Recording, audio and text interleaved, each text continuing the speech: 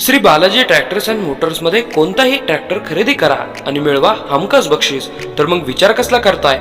आजच आपला ट्रॅक्टर घरी आणा. आमचा पत्ता पुणे नाशिक हायवे, कुकडी कॉलनी, नारायणगाव, तालुका जुन्नर, जिल्हा पुणे.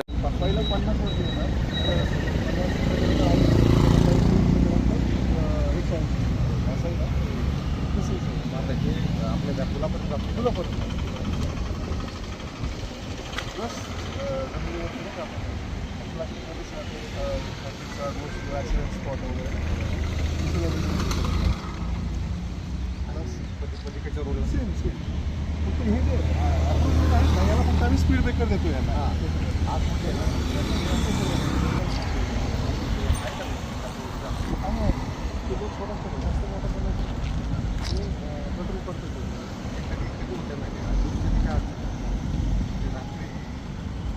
येणारा जो माणूस आहे आपण डायरेक्ट पटकन रस्त्यावर येऊ नये, कारण इकडच्या पण गाड्या स्पीडमध्ये असतात. पलीकडच्या रोडला तर नाही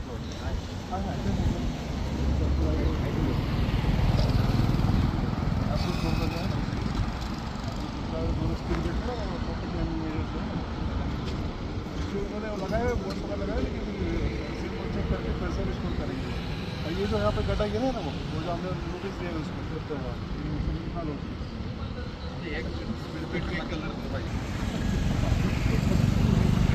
ठेवला नाही ना. आता आपण तर टाकला की सगळंच काढून टाकायचं, हात मारून टाका. आम्ही जेव्हा इथं काम संपलं ना, पहिले टाकून घेतलं. ऐकूच आपल्या नको म्हणजे शिवाय ऐकूच काढायचं घ्यायचं आणि आपण काढलं दिली त्यांना. अपघात होता कामा नये, नो फॅटॅलिटी. मागच्या वर्षी 2 झाले, त्याच्या अगोदर 1 झालं.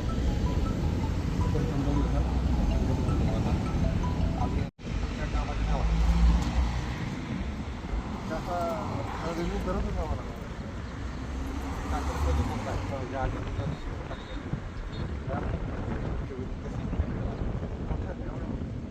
एवढ्या म्हणजे कंट्रोल करायला लागेल, कारण काय करतो याला परत पिछले साल यहाँ पे 4 मोटर, इसके पहले यहाँ पे 5 मोटर, हर साल 4-5 साल बंद हो जा रहे हैं और अभी पहली स्पीड नहीं जा रही.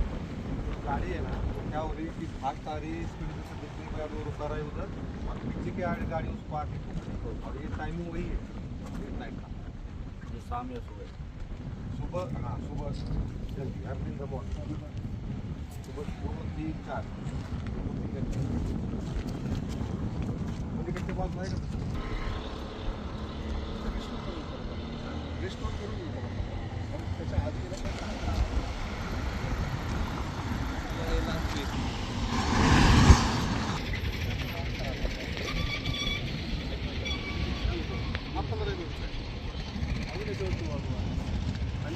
त्याच्या स्टार्टिंगला काय आहे ना, स्टार्टिंगला कंप्लीट एक्सप्लेन दिला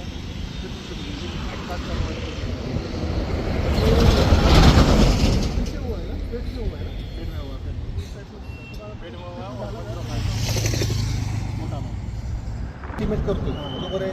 ॲक्सिडेंट स्पॉट मी लिहिलं आहे, आपण त्यांना ऑलरेडी इंटिमेट केलेलं आहे. बरोबर आहे. त्यानंतर ती पिवळी पहिली स्पीड जाते, नंतर दुसरी जाते, तिसरी जाते आणि चौथीपर्यंत त्यांना स्पीड कंट्रोल करणं अपेक्षित आहे.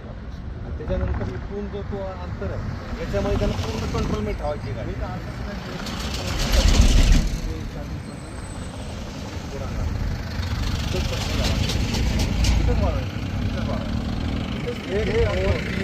चारला स्पीड वाटतं कंट्रोल झालं पाहिजे पूर्ण. आणि त्यानंतर त्यांना ॲक्सिलेटर देऊन गाडी करते.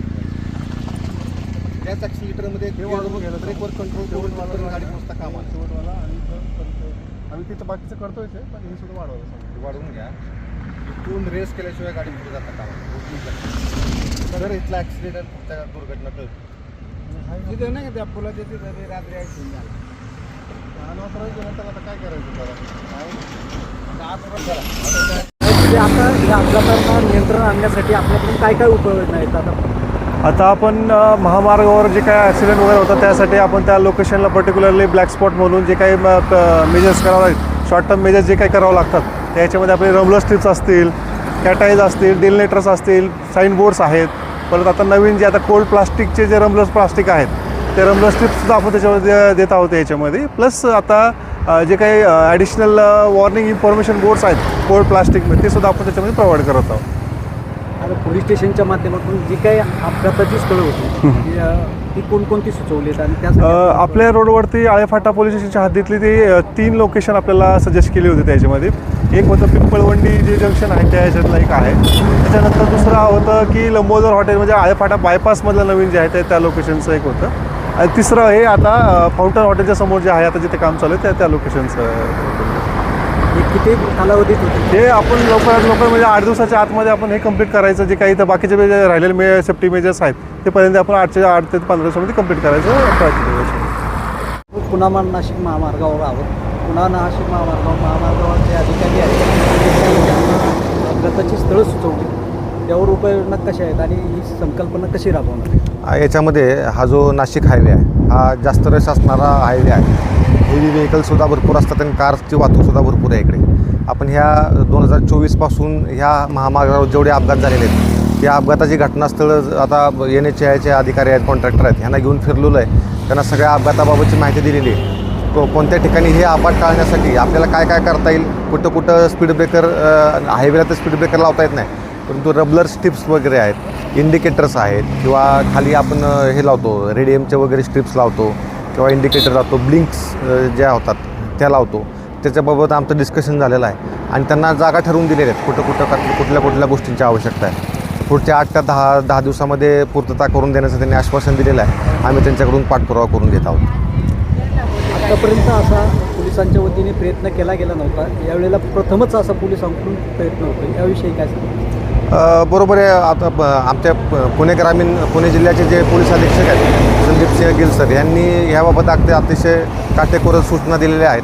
त्याची आम्ही काटेकोर अंमलबजावणी करत आहोत की आता मागच्या वर्षी आळेफाटा पोलीस स्टेशनच्या हद्दीमध्ये एकूण 20 लोकांचा अपघातामध्ये मृत्यू झालेला आहे. 2024ला एकूण 32 लोकांचा मृत्यू झाला होता आणि हे वेदनादायी आहे की एखाद्या घरातील करता पुरुष वगैरे यातून एक्सपायर होतो. पूर्ण कुटुंब जे आहे ते रस्त्यावर येतं. आता परवा दिवशी रविवारी जो गुळंचवाडीला बसचा ॲक्सिडेंट झाला त्याच्यामध्ये 2 लोक मयत झाली. त्यात चालकाचा पण अंतर्भाव आहे. म्हणजे ही दुर्दैवी घटना आहे आणि ह्या घटना झाल्यानंतर त्याची नोंद घेण्यापेक्षा त्या कशा टाळता येतील त्या दृष्टीनं आम्ही प्रयत्न करत आहोत.